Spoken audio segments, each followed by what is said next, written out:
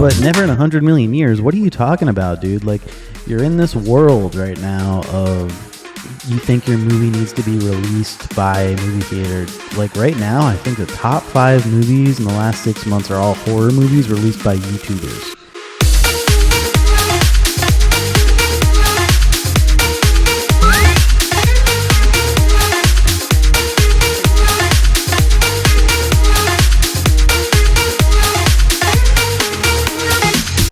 Welcome to the show with Joe. I'm Joe, and I just keep noticing this pop-up places lately, and I just wanted to do a quick video on it. I don't really know why this is still a thing, but if you don't know, I mean, this is just just some articles I saved, honestly, of comedians, actors, and everything just being real weird lately.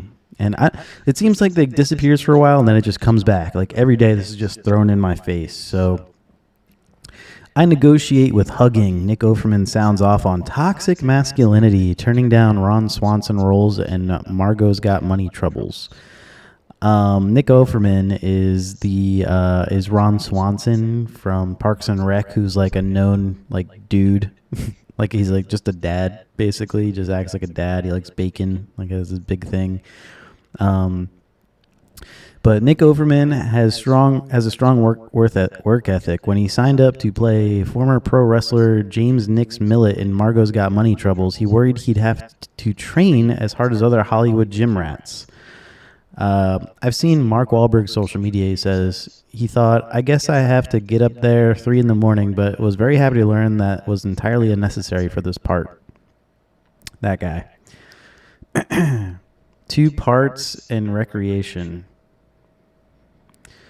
While Offerman did work with a trainer to get in fighting shape, it was more manageable for a series that showcase his emotional strength as much as brawn.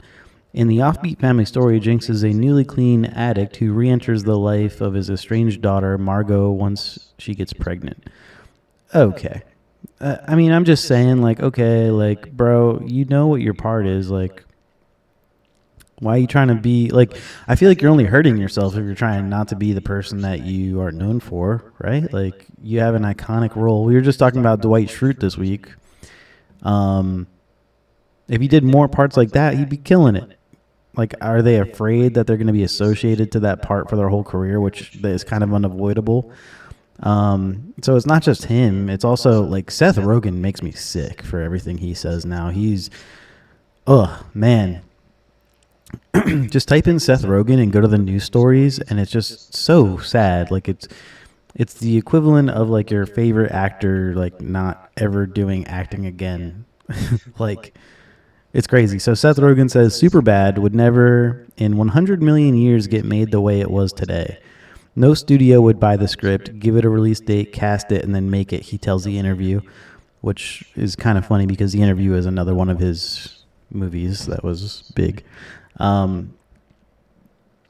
But never in 100 million years. What are you talking about, dude? Like, you're in this world right now of you think your movie needs to be released by a movie theater. Like, right now, I think the top 5 movies in the last 6 months are all horror movies released by YouTubers.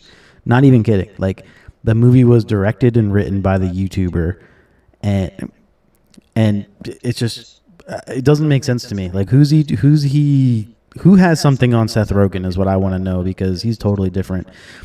And it's not just this year. It's probably been since like 2018, 2019. But Superbad would never have been made in 2026, Seth Rogen said in an episode of The Interview released Saturday, because Hollywood is more risk adverse than it was in 2007. Again, maybe by Hollywood, but like you can make a script, bro. You have money. Are you like you're only just trying to look like a librarian on all these shows? And here's what he says. When we made that movie, they bought our script, they hired a director, they said it would have $20 million budget and it would start shooting in August or in April of that year, he explained. And it would come out in August of the following year. That's it. And then we cast the movie, we found the director for the movie, we made it according to the schedule, and we released it in the date they chose. That would never happen today in 100 million years, Rogen continued. No studio would just buy a script, give it a release date, cast it, and then make it. Like now, everything has to be in place before they will decide whether or not they're making it. Who's the director? Who's the actors? Are they famous enough? Do they have a big enough names? If not, then we've got to change. We've got to get different ones or else we won't make it. Now, that's just so sad that he thinks that way. Especially having the amount of money that he has. If you really want to make a movie and you have that much money, you can go ahead and make the movie. It doesn't comprehend to me. And that's why Hollywood's dying. Just because I said it, let's just take a quick look. YouTuber made movies 2026. Just for fun, let's see. Markiplier did Iron Lung. Bo Burnham did 8th Grade. Curry Baker with Obsession. So Obsession. I mean, everybody is talking about that movie. That's made by a YouTuber. Yeah, here you go. Top 15 movies ranked by fans. Obsession. I mean, that's all I really have to say, and that proves my point right then and there. 8th Grade. Bo Burnham talked about that. Backrooms. That's another big one right now. Talk to Me. Iron Lung. Just talked about that.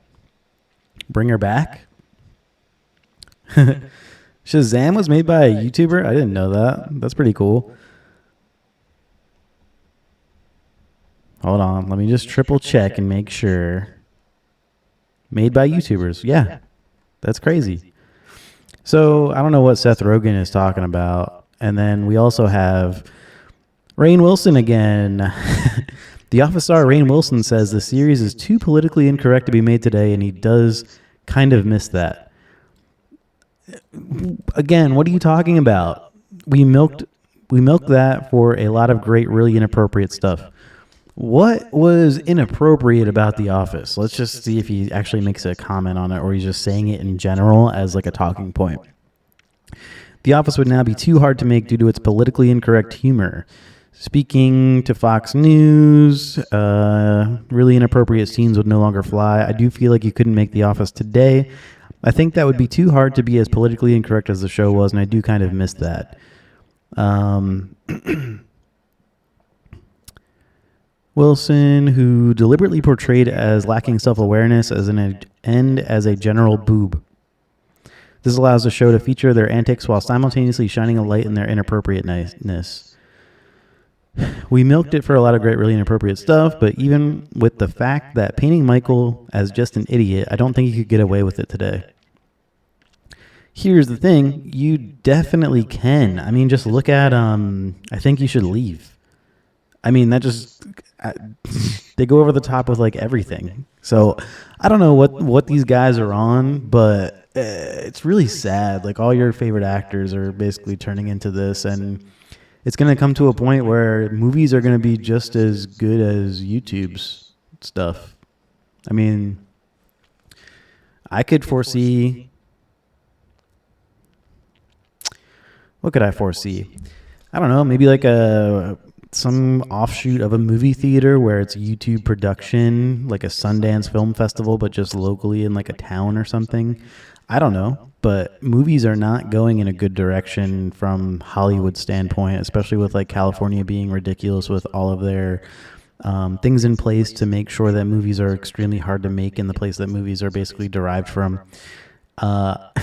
I sound like this because I like movies, and it's really sad to see like favorite actors like Seth Rogen at one point just completely turning around. Like The Interview, I think it was James Franco, Seth Rogen. Oh, I forget. But let's see. I want to show you the front cover because it's funny. Yeah, right here. The interview was about James Franco and Seth Rogen going to North Korea to interview, I forget the leader's name, but the leader of North Korea. And it just gets ridiculous. Like there's gunfights and all this stuff. Like, I don't know. Real sad. I think it was like 2017 or 16 maybe. But yeah, this has been the show with Joe. Actors are whack, and I'm losing it with them. Catch you later.